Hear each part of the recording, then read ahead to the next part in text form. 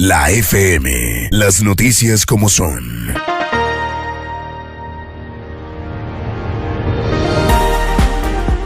Después de lo que sucedió, ¿cómo le ha cambiado la vida, digamos? He leído declaraciones y quisiera saber si usted me las puede confirmar o desmentir, en el sentido de que usted se quedó prácticamente solo y las personas que en ese momento lo respaldaron hasta el momento en que usted se vio involucrado en el caso de la modelo. Sí, es verdad, es verdad. La sensación de soledad que tuve en ese momento fue más del tipo mediático, porque como yo en ese momento, inclusive en Twitter, ocupaba el primer lugar en Twitter de médicos y era un comunicador en salud. En el momento en que ocurre el primer programa donde me hacen la denuncia pública, eso fue un caos, una catástrofe. Y muchos de las personas que eran mis pacientes prefirieron mantenerse como en silencio, ¿no? Yo veía cómo me mataban a mí públicamente y no veía a nadie que dijera un comentario a favor, y muchas personas inclusive me llamaban y me decían que yo los entendiera, que ellos no podían hablar en público porque se trataba de un tema pues de farándula con una persona muy famosa y ellos se podrían meter como en inconvenientes. Cuando empieza, a esa soledad me refería. Cuando usted le estalla el escándalo, ¿usted cuántas personas llegó a tener como clientes, pacientes, y a cuántas personas se le fueron? En ese momento tenía pacientes atendidos 1.700 y digamos que activos podría tener unos 10 pacientes diarios. Después de que ocurre el escándalo, viene un pico de pacientes, pero los pacientes que llegaron al siguiente día eran personas que iban con la intención de reclamarme, de exigirme explicaciones. Llegaron todos los pacientes que se habían sometido al mismo procedimiento y yo a todos los recibí y los esperé en mi consulta. Casi que el primer mes me dediqué solo fue a darle la cara a cada una de las personas que tenía alguna duda y los recibí en mi consultorio para explicarles. Pacientes nuevos ya no tuve después, porque pues es que el tema mediático pesaba mucho y ya la gente siempre que llegaba donde un médico, siempre lo primero que hace es consultar por Google y tratar de buscar referencias o recomendaciones, y siempre que se consulta Google, igual todavía las primeras noticias que aparecían eran las de el médico que engañó, el médico que le dañó, eso así ni modo, ¿no? Y ¿es cierto que usted tenía un consultorio en Bogotá que incluso tuvo que cerrar por cuenta de este caso? Sí, señor. Yo tenía un consultorio en la 104, arriba de la 15, 104 con 14.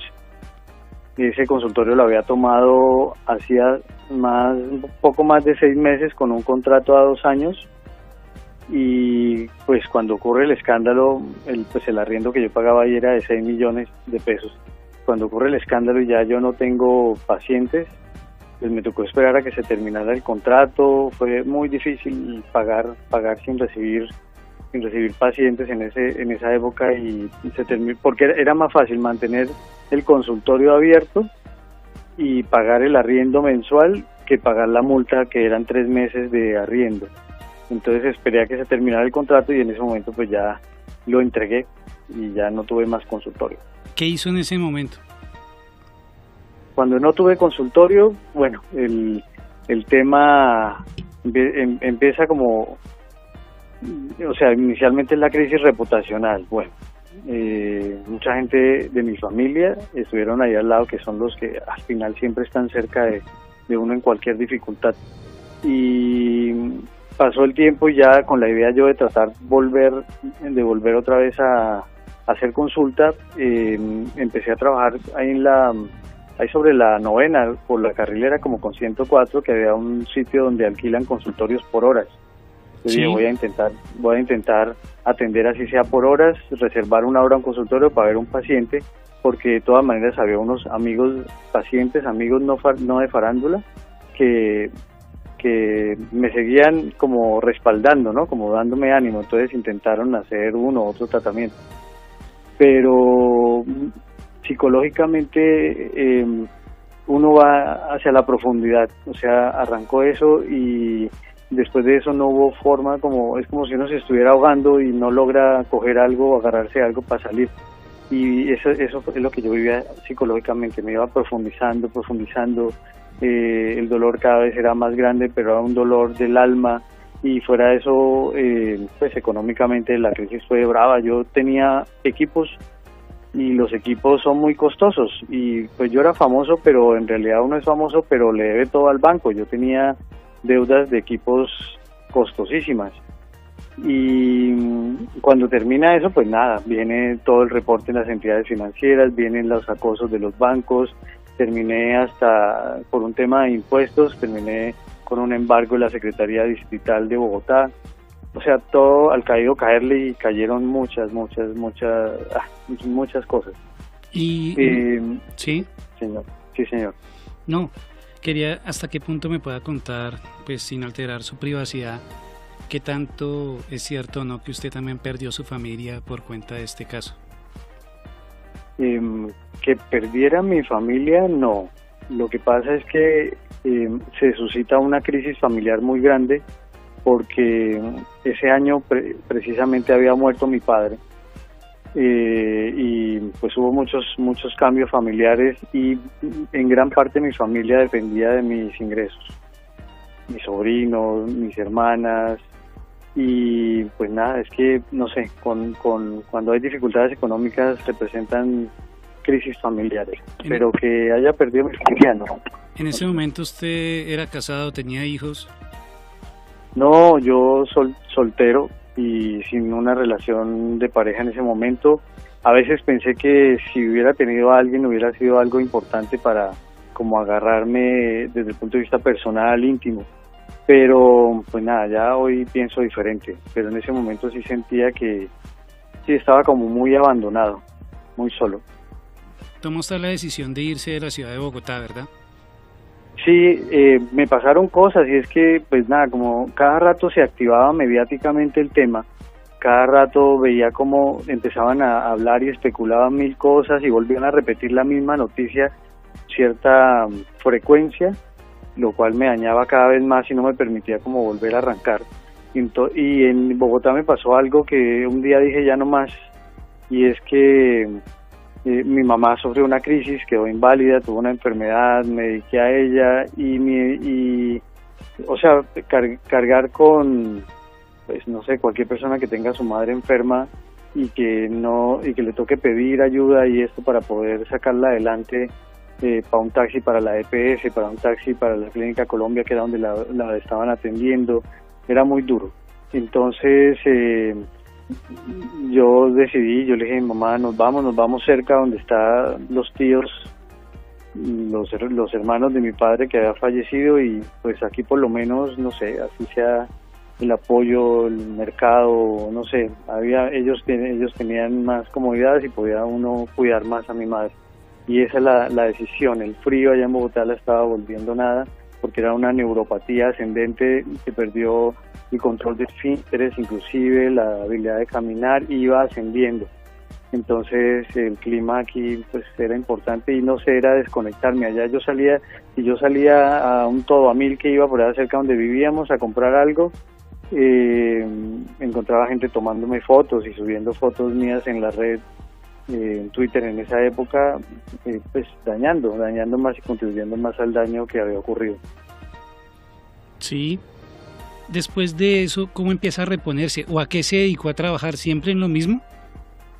No, en medicina yo tomé la decisión por dignidad, y hablé con Diosito. Yo soy espiritual, no soy religioso, pero soy muy espiritual, y en mis conversaciones con Dios, yo le dije que no volvía a la medicina hasta que no recuperara mi nombre, porque para un médico es muy difícil trabajar sin su nombre, que es lo que le da a uno su prestigio como buen médico, y la medicina es muy inestable, porque es un conocimiento que vive en construcción permanente. Entonces uno no está exento de que uno pues se encuentre un efecto secundario o exista algún problema, pero uno a nivel de persona, a nivel de como ser humano, haber sido catalogado como que engañé a alguien y a un paciente, era una carga muy dura. Entonces yo dije que no, yo no volví a ejercer medicina hasta que no recuperara mi nombre, y me estrellé aquí en Bucaramanga cuando llegué porque, pues,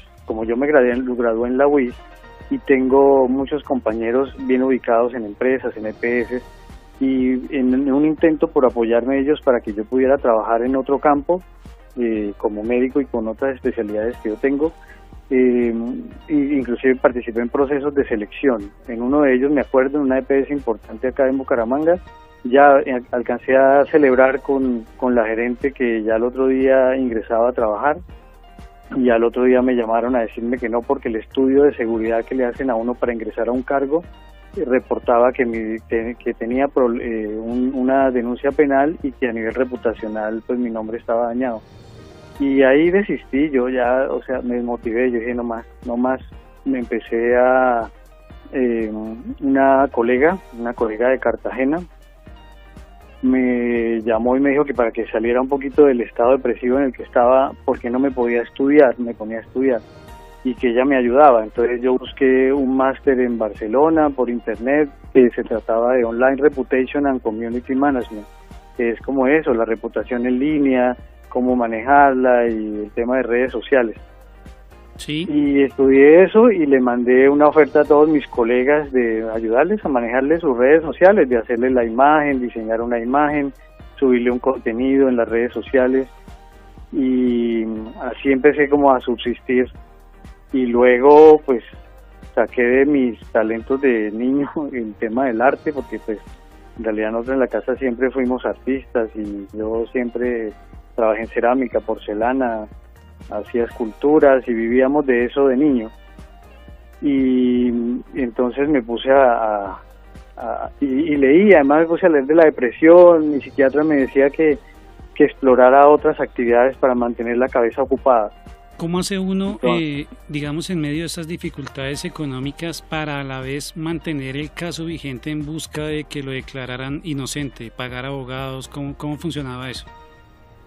Cuando ocurrió el evento, yo tenía un seguro de responsabilidad civil, y en el seguro de responsabilidad civil tenía cierta cobertura, pero no tenían experiencia con un caso tan fuerte. Entonces yo tuve que buscar abogados de forma particular y con familiares y amigos personales, entre todos. Me acuerdo alguno que de Brasil me mandó dinero, inclusive me mandó $2.500 para completar 120 millones de pesos que debía pagar en ese momento. Fue con ayuda, no de uno, no. Y lo que hice yo fue vender los equipos que tenía, pero pues nada, todo el mundo, pues, como uno está con la necesidad de vender algo, no le dan a uno el precio que es. Vendí equipos que compré en 120 millones de pesos, recuerdo, uno, y lo terminé vendiendo en 9 millones. Unos equipos de 6, 7 millones los vendí en 500,000 pesos. Pero no sé, era una actitud como desesperada, era, no sé. ¿Y hoy cómo empieza a recuperarse? ¿Cómo empieza a ver? ¿Cómo empieza a recuperarse? ¿Cómo usted empieza a ver que las cosas se van a enderezar? Ay, sabes que no, o sea, yo hasta el lunes de la semana pasada, cuando recibí esa sentencia, no albergaba esos sentimientos como de expectativa, porque el levantarse uno todos los días creyendo que hoy por fin va a cambiar todo en medio de algo tan difícil, y además que se salía de mí, porque es que era una noticia mediática, se sale de uno no tiene control. Mi panorama era muy oscuro. Lo que yo empecé a hacer fue aceptarlo, pero más como la vivencia del duelo de una dificultad. Entonces este año entré en una etapa de aceptación, que es casi la última etapa del duelo, y en esa etapa de aceptación uno al final dice, bueno, ya ocurrió, no pude hacer nada, no he podido hacer nada, esperemos a ver, guardemos la última esperanza, que era pasar a las otras instancias, pero sin generar mayor expectativa, porque el tema mediático era muy fuerte, y hasta el momento yo había intentado que me escucharan, pero sentía que era mudo, que nadie me oía, que no sé. Hasta que pasó lo del lunes, mentalmente dije que necesitaba una ayuda, pero yo soy muy estudioso, a mí me encanta estudiar, yo soy feliz estudiando y me metí a estudiar psicología. Y entonces, porque necesitaba entender qué pasaba dentro de mí, cómo buscar ayuda. Entonces empecé a estudiar psicología aquí en Bucaramanga, conseguí una universidad subsidia, que es la Universidad Minuto de Dios, y me inscribí y bueno, ha sido una fortuna. Estoy en quinto semestre ahora y ha sido una fortuna poder indagar un poquito en mi propia mente, y eso me ha dado calma, es tener a mi madre recuperada y tenerla al lado todo el tiempo, porque somos dos, vivimos ella y yo. Ay, bueno, y mi perra. Pero tenerla a ella y siempre ahí, creo que eso tiene un valor incalculable. Eso no tiene precio, no sé cómo describir qué es el impacto, pero estaba ahí siempre. Y ahora, al margen del estudio, ¿a qué se dedica? Ahorita me dedico a, bueno, el estudio. Precisamente este sábado tengo parciales y esta semana he estado medio embolatado mi cabeza, pero ya tengo designado el tiempo para presentarlos. Me dedico al arte. Me quise explorar algo que de niño siempre soñé. Yo siempre soñé con hacer una exposición y me inventé una técnica que es una construcción de muchas técnicas con material de bisutería, con material de peletería, que es el que se usa en zapatos, que aquí en Santander es muy famoso, y construyendo con todo eso y con piedritas colocadas una a una, construyo imágenes, formas. El año pasado vendí 6 cuadros, con eso me ayudé a sostenerme, vendí 6 cuadros bien chéveres, bonitos. Y desde el punto de vista laboral, ¿ese es el trabajo, el de los cuadros, o existe otro? Hago los cuadros, que eso no es nada fijo. Uno hace un cuadro y a alguien le gusta o no le gusta y uno se queda con ellos allí mientras aparece algún cliente. Y el otro trabajo que he tenido es el de las redes sociales. Entonces tengo 2 personas, 2 colegas, y a veces he tenido 3, a los cuales les realizo en las redes sociales gestión de contenidos. Elaboro la imagen, les pego el logo de la empresa y evalúo el contenido de texto para Instagram y para Facebook. Y en esas cuentas yo generalmente lo que les cobro a ellos son entre 300 y 500 mil pesos por un mes, en el cual les hago 20 publicaciones. Y me he dedicado a eso. Sí, y ahora que se conoce el fallo y finalmente contempla volver a ejercer como cirujano, como aquel caso que lo llevó a este desafortunado episodio para usted. Yo nací para ser médico y ese es mi talento, y nací para ayudar a sanar a las personas, y tal vez es el dolor más grande de dignidad y el que me conmoví, perdón. Mi idea es, cuando ocurrió esto, no sé, me quedé como en el limbo porque dije, Dios mío, no lo esperaba, sentí que iba a hacer otra vez lo mismo. Entonces, cuando ocurre eso, hablé otra vez en mi conversación con mi padre y le dije, me devolviste la voz, que fue lo que te pedí, y yo le había prometido a él que si me devolvía la voz, volvía nuevamente a mi actividad como médico. No es fácil, no es algo que se pueda hacer de la noche a la mañana. A mí me toca primero trabajar mucho en la recuperación de mi nombre, también recuperar un poco la confianza en mí mismo, que a raíz de tanta cosa uno se destruye mucho por dentro y desconfía de uno, se siente inseguro.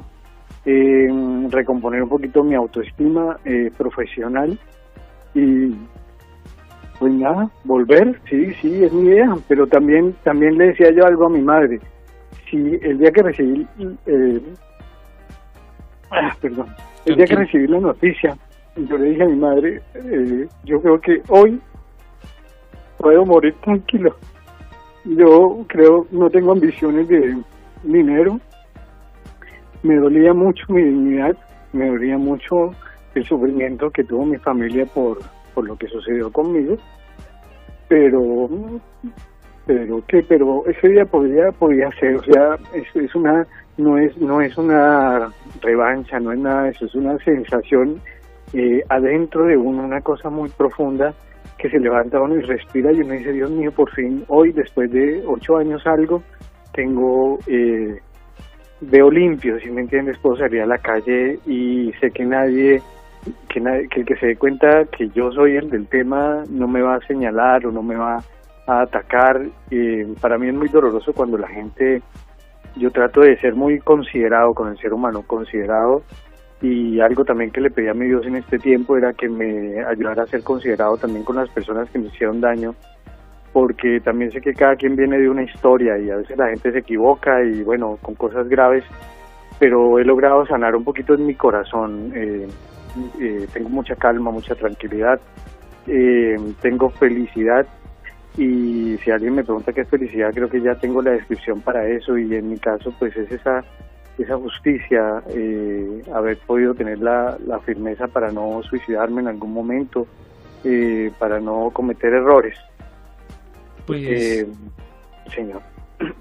no, pues bueno, doctor, pues muchísima suerte en sus proyectos y de verdad le agradezco mucho el hecho de que haya confiado su historia en nosotros. Ya, muchísimas gracias y perdóname ahí la chilladera, pero es que estoy tan emocionado que a mí se me salen las lágrimas así solitas. No se ya preocupe. Me recuperaré. No se preocupe, muchísimas gracias de nuevo. Muchísimas gracias. La FM siempre.